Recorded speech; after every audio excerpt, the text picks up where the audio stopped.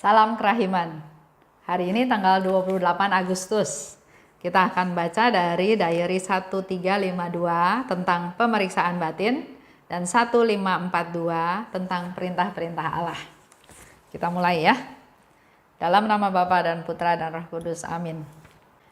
Tariklah saya ya Tuhan, supaya saya ada di dalam Engkau. Cintai saya, supaya saya bisa mengasihi sesama. Amin. Dalam nama Bapa dan Putra dan Roh Kudus. Amin. Kita baca dari 1352. Kartu pemeriksaan batin. Pemeriksaan batin khusus. Kesatuan dengan Kristus yang Maha Rahim. Karena bersatu dengan Yesus, aku harus setia kepadanya kapanpun dan dimanapun, dan secara batin, aku harus bersatu dengan Dia. Sementara secara lahiriah mengamalkan kesetiaan kepada peraturan, khususnya peraturan mengenai silensium. 1542. Pada saat itu Tuhan menunjukkan kepadaku betapa besar rasa cemburunya mengenai hatiku. Bahkan di tengah-tengah para biarawati, engkau akan merasa sendirian. Saat itu, ketahuilah bahwa aku ingin agar engkau menyatukan diri lebih erat lagi dengan aku. Aku peduli akan setiap denyut jantungmu. Setiap gejolak kasihmu terpantul di dalam hatiku. Aku mendambakan kasihmu. Baik Yesus, hatiku pun tidak akan mampu hidup tanpa Engkau. Kalaupun hati semua makhluk dicurahkan kepadaku, semua itu tidak akan memuaskan dahaga hatiku. Suster Faustina berbicara tentang pemeriksaan batin. Jadi di dalam kongregasi itu ada suatu kebiasaan untuk membuat catatan tertulis atas keberhasilan dan kegagalan hidup rohani mereka. Bikin tabel. Contohnya bisa dilihat di 1353. Misalnya bulan Agustus berhasil berapa kali atau apa aja. Tidak berhasil atau gagal itu berapa kali atau dan apa saja. Dan ini perlu dilakukan setiap bulan. Perlu dilakukan pemeriksaan batin tersebut untuk dasar kita melakukan evaluasi. Dikatakan oleh Suster Faustina, pemeriksaan batin khusus. Karena bersatu dengan Kristus, maka aku harus setia kepadanya. Kapanpun, dimanapun, secara batin dia bersatu dengan Tuhan, tapi secara lahiriah mengamalkan kesetiaan pada peraturan-peraturan, khususnya peraturan silensium. Ini yang dilakukan oleh Suster Faustina sebagai seorang biarawati. Buat kita semua juga ada yang bisa kita lakukan. Evaluasi ya, contohnya sekarang bulan Agustus. Kita bisa mengevaluasi. Hari ini apa yang kita lakukan, apa yang kita katakan, apa yang kita pikirkan, masuk kategori kita berhasil menyenangkan Tuhan, atau masuk kategori kita justru tidak menyenangkan Tuhan. Coba dibuat setiap hari untuk bahan evaluasi. Kenapa perlu itu? Supaya kita bisa mengevaluasi, kita bisa memeriksa apa-apa yang masih harus dibetulin, apa-apa yang masih tidak sempurna, apa-apa yang next time harus menjadi lebih baik. Supaya menjadi hidupnya juga menjadi lebih bermakna. Kalau kita rutin, contoh ya, sekarang nih kan lagi masa COVID. Contoh rutin, pagi bangun, beres-beres, siap-siap, terus lakukan jalan pagi. Jalan pagi, setelah selesai jalan pagi kira-kira 1 jam, mungkin ditambah dengan lari-lari pagi atau ditambah lagi dengan senam. Setelah itu istirahat sebentar, dengerin firman, makan pagi. Sudah makan pagi, kita beresin barang, kita beres-beres rumah, Istirahat, melakukan suatu kegiatan di rumah. Apa? Bersih-bersih rumah, atau nonton TV, atau apa kita bisa lakukan. Kemudian makan siang. Setelah itu dengar berita, istirahat lagi, jam kerahiman, siap-siap lagi, mandi dan seterusnya. Jam 6 makan malam, nonton TV lagi, atau melakukan sesuatu. Setelah itu jam 9, jam 10 tidur. Kalau rutinitas ini dilakukan terus, tanpa kita mengevaluasi hidup kita, mungkin setelah 3 bulan, setelah 6 bulan, bahkan setelah 1 tahun pun, ya itu terus yang dilakukan. Ya. Tapi kalau kita mengevaluasi dari catatan 1 hari tersebut, pada waktu kita mau tidur, pada waktu kita berdoa malam, seperti yang dikatakan di sini oleh Suster Faustina, ada keterlibatan, ada prestasi dalam hidup rohani kita. Apakah hari itu kita mengalami keberhasilan atau malah kita mengalami kegagalan? Nah, dari contoh tadi, rutinitas 1 hari itu, bagaimana dengan kehidupan rohani kita? Dengar firman Tuhan, oke. Baca firman Tuhan, baca Alkitab, ikut misa live streaming, oke. Kehidupan rohani kita sudah memperoleh santapan rohani. Jiwa kita memperoleh makanan, ya. Berhasil mendengarkan firman Tuhan. Tapi dalam hidup kita sehari itu, sepanjang hari itu, apakah melakukan hal-hal yang nyata, yang real, juga berhasil? Contoh yang juga sederhana. Ada teman, kasih tahu. Ada teman yang sedang sakit. Karena masa COVID, bisa nggak kamu dekat datang ke rumahnya untuk minimal menghibur, menemani? Dilakukan nggak? Waktu malam, itu bisa dievaluasi lagi. Saya berhasil, karena saya datang, saya mengunjungi teman saya memberi penghiburan, minimal saya menemani dia karena dia sendirian. Atau gagal, karena hal itu nggak saya lakukan. Kegagalan ini coba digali. Hidup rohani saya baru menerima santapan rohani, tapi saya belum berbagi, saya belum memberi, saya belum mempraktekkan apa yang Tuhan minta. Itu yang dimaksud evaluasi tersebut, ya. Kalau Suster Faustina dalam sebulan ya, bikin tabelnya.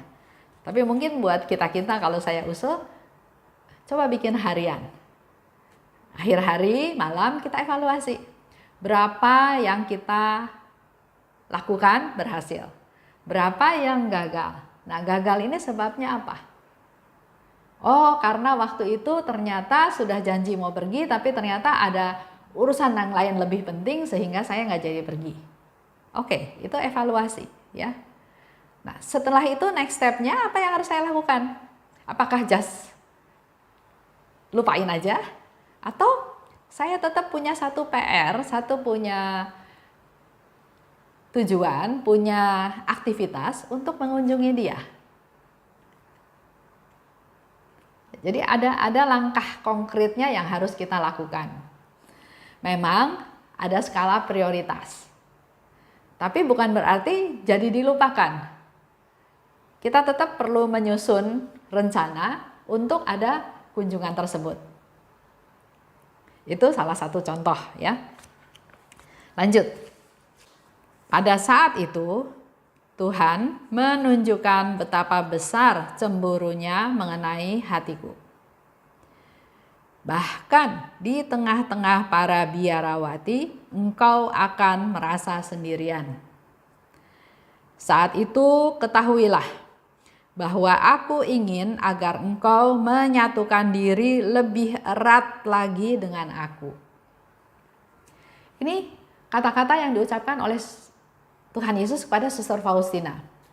Tapi kalau saya dengar dari sharing teman-teman, ada juga mereka di mana saat-saat di tengah kesibukan, di tengah keramaian, dia tetap merasa kesepian, dia tetap merasa sendiri.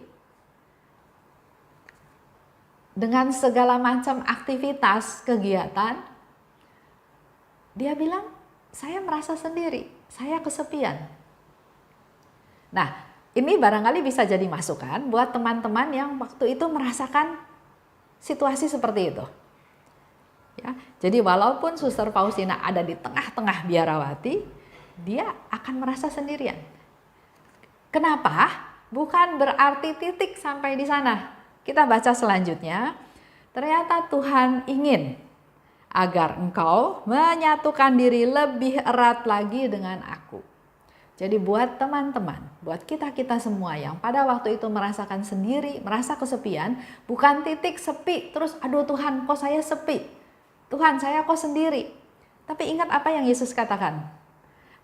Pada saat itu aku ingin agar engkau lebih menyatukan diri dengan Tuhan. Jadi pada saat kita merasa sendiri, justru saat itulah saat yang paling indah yang Tuhan berikan kepada kita supaya kita menyatukan diri dengan Tuhan. Dan memang Tuhan bilang, aku ingin. Tuhan yang ingin supaya kita semakin bersatu dengan Tuhan.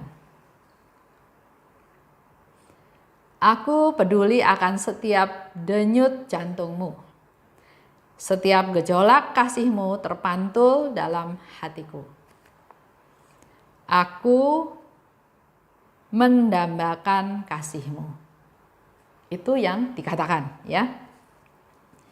Kembali lagi kita ke refleksi hidup kita sehari-hari.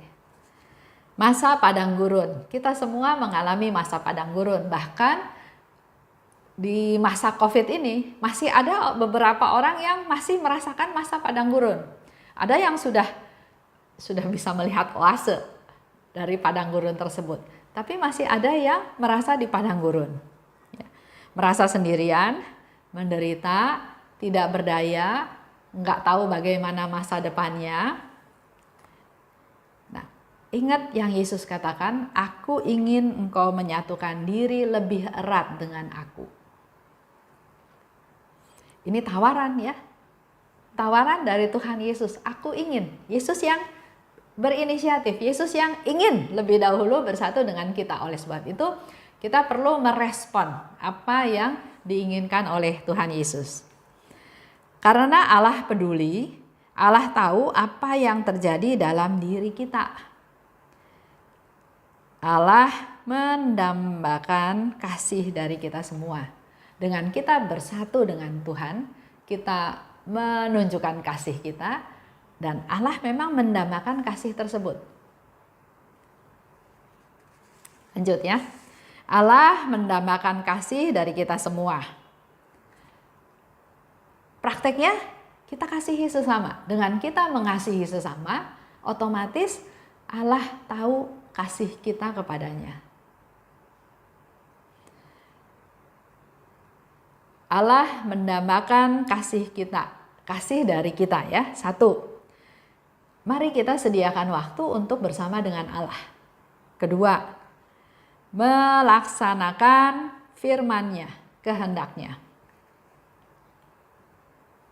Kalau lihat di diary nomor 789, di situ dikatakan, selalu dan dalam segala situasi berikanlah tempat pertama pada orang lain. 2, dengarkan dengan tenang tanpa mencela. 3, tidak pernah bertanya tentang sesuatu yang sangat menarik hatiku. Itu yang dilakukan oleh Suster Faustina. Melaksanakan firman-Nya, kehendak-Nya, salah satunya adalah seperti yang tadi dikatakan di 789. Allah mendambakan kasih dari kita semua. Maka prakteknya adalah kita praktekkan mengasihi sesama. Kalau Allah mendambakan kasih dari kita, maka poinnya adalah ayo kita siapkan waktu buat Tuhan.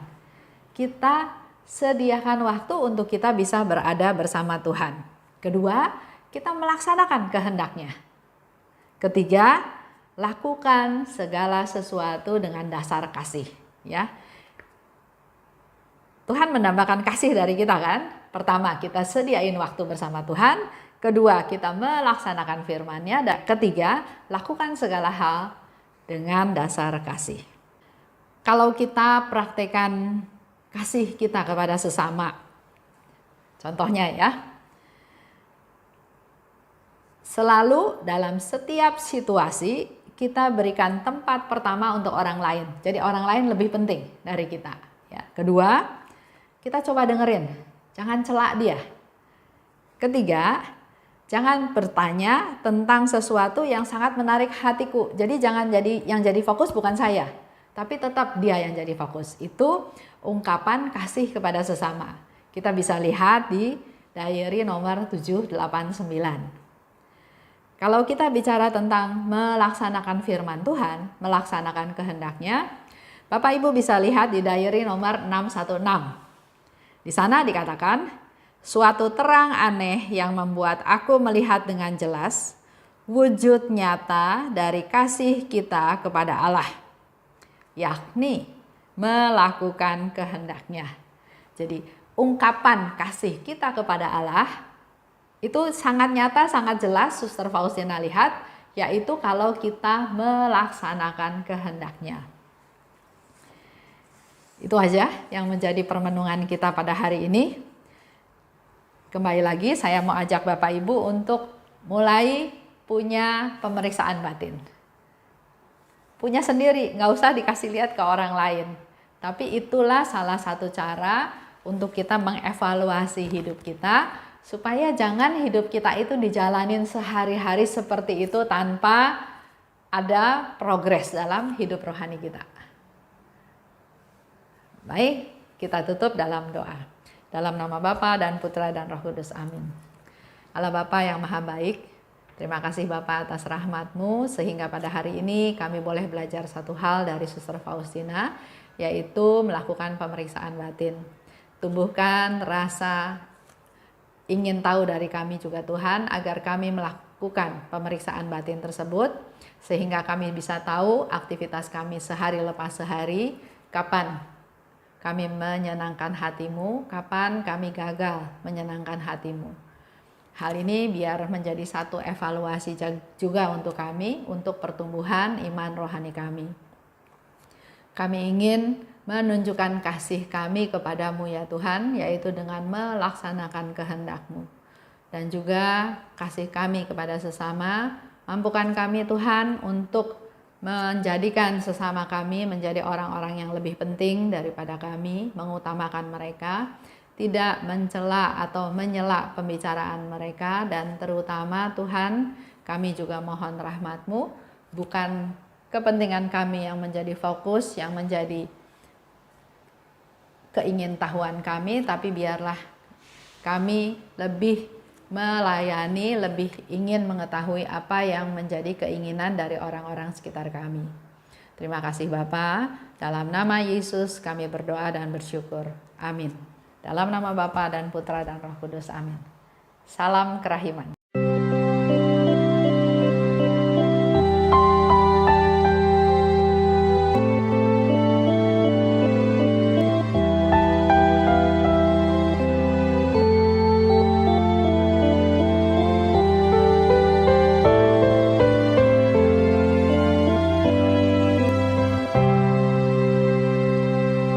Syukur kepadamu ya Allah,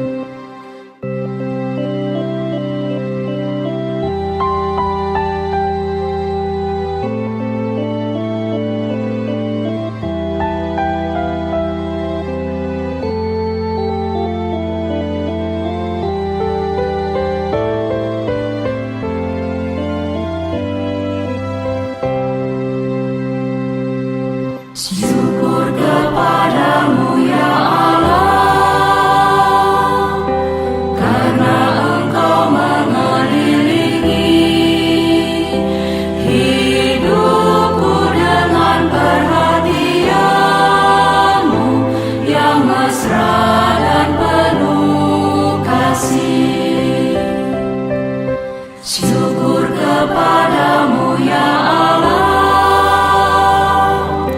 karena Engkau mengelilingi hidupku dengan perhatian-Mu yang mesra dan penuh kasih.